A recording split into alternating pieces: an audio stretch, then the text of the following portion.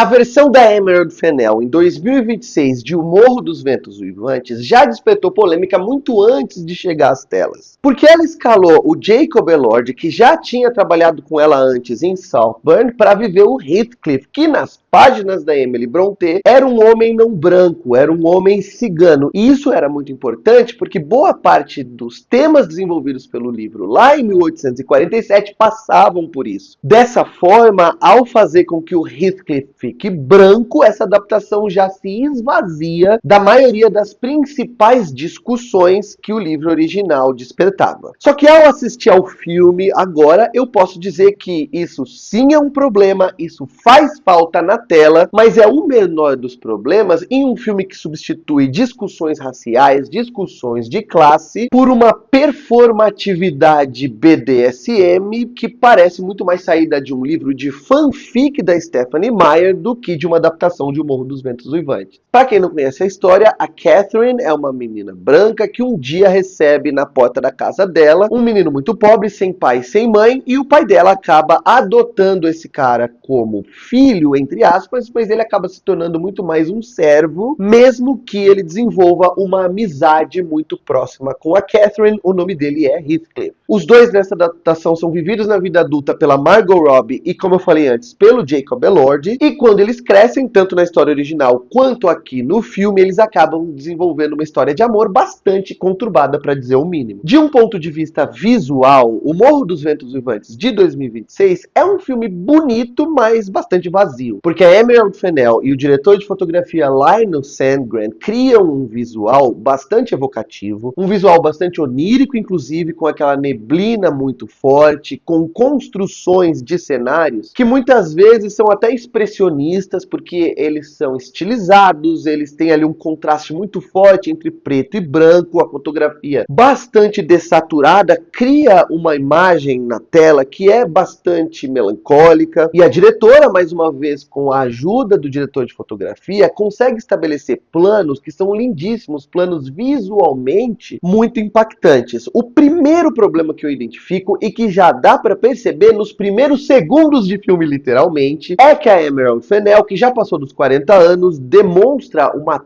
tara com superfícies, substâncias melequentas aqui no filme, que eu acho que precisam ser investigadas. Antes mesmo da gente ver a primeira imagem na tela, a gente já ouve um som de uma corda rangendo e de um gemido que parecem remeter a alguém transando. Quando a imagem aparece na tela, a gente percebe que é um cara enforcado para todo mundo ver. E enquanto a gente vê aquele cara agonizar naquela forca, os sons que a Emerald Fennell cria, salienta naquela imagem, são sons que ela associa o tempo todo com sexualidade e erotismo. Eu não entendo como associar alguém morrendo enforcado, torturado, com erotismo. E a partir daí, gente, durante o filme vai ter várias situações em que os personagens vão enfiar a mão no ovo quebrado, por exemplo. O Heathcliff faz isso em um momento e, ao invés de ele limpar a mão rapidamente, ele começa a mexer. E aí aquele som daquela gosma intensificado pela mixagem de som do filme, aí ele olha para Catherine com um olhar sugestivo, sensual, e essa estratégia é buscada várias e várias e várias vezes. E por mais que a história tenha no sexo uma das suas prioridades, eu não vejo isso como um problema. O sexo visto aqui me parece um sexo muito mais performático do que um sexo que faz com que a gente acredite na relação, na atração entre aquelas duas pessoas. Jamais esse sexo se torna explícito. Eu já vi filmes com sexo muito mais explícito e que são muito mais convincentes para retratar a paixão, para retratar o tesão dos seus personagens, que esse filme aqui, que acaba apenas soando como um filme feito por uma adolescente que acabou de descobrir a sua própria sexualidade. Inclusive, ao final dessa crítica, se a crítica conseguir um número suficiente de visualizações, eu corro o risco muito alto de alguém vir aqui comentar dizendo que eu não entendi o filme porque eu sou homem, ou comentar algo do tipo comentários de macho, só porque o filme foi dirigido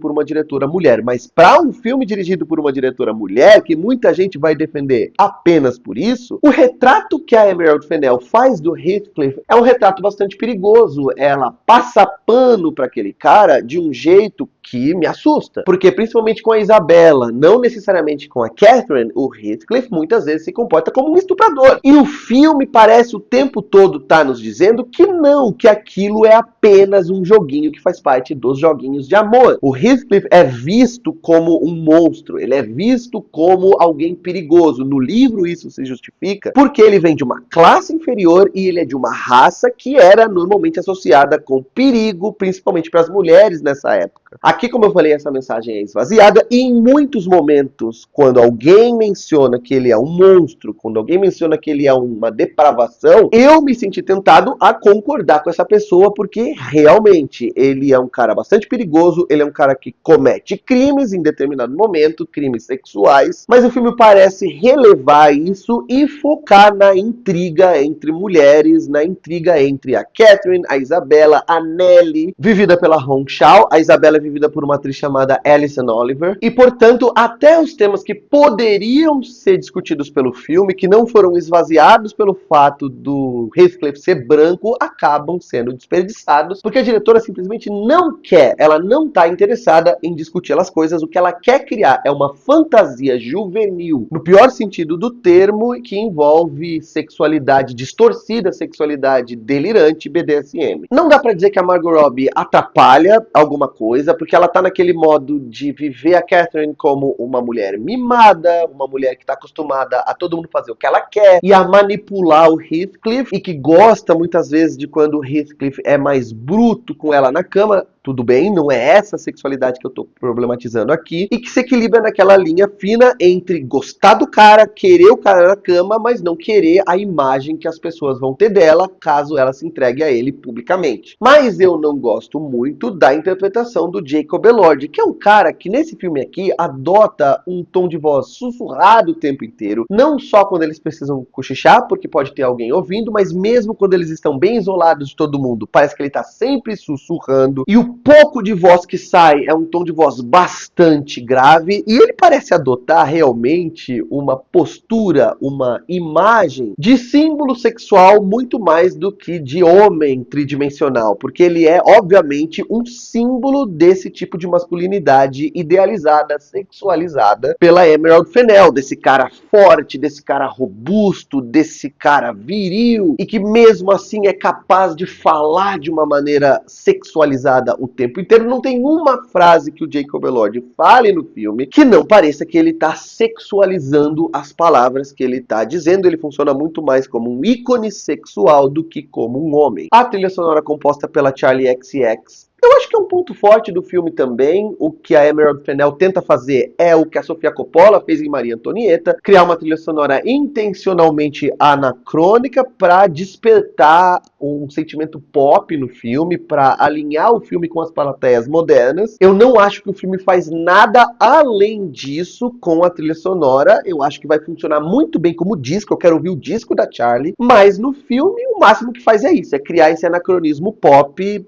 E eu acho que não vai além disso. Vamos crescer, Emerald Fennell. Eu quero ver seus próximos filmes, mas eu torço muito para que quando eles cheguem às telas dos cinemas, você já tenha amadurecido um pouco e começado a se interessar pelas coisas de uma maneira um pouco mais adulta. Se vocês assistirem ao filme, me digam aqui embaixo o que acharam, se concordam, discordam dos pontos que eu apresentei nessa crítica, se gostaram ou não gostaram do filme. E se você gosta do meu conteúdo, considere participar do meu clube do filme. Eu vou deixar aqui na tela um QR Code para você preencher um formulário com dados pessoais seus, sem compromisso, e aí eu vou entrar em contato com você, dar mais detalhes sobre o projeto, te fazer um convite. Eu espero que você tope participar desse projeto que eu amo tanto. Dá um like no vídeo, é muito importante para mim, se inscreve no canal se você não está inscrito, clica no sininho para receber notificações sempre que eu publicar vídeos novos por aqui, e por hoje é isso, um abraço, tchau!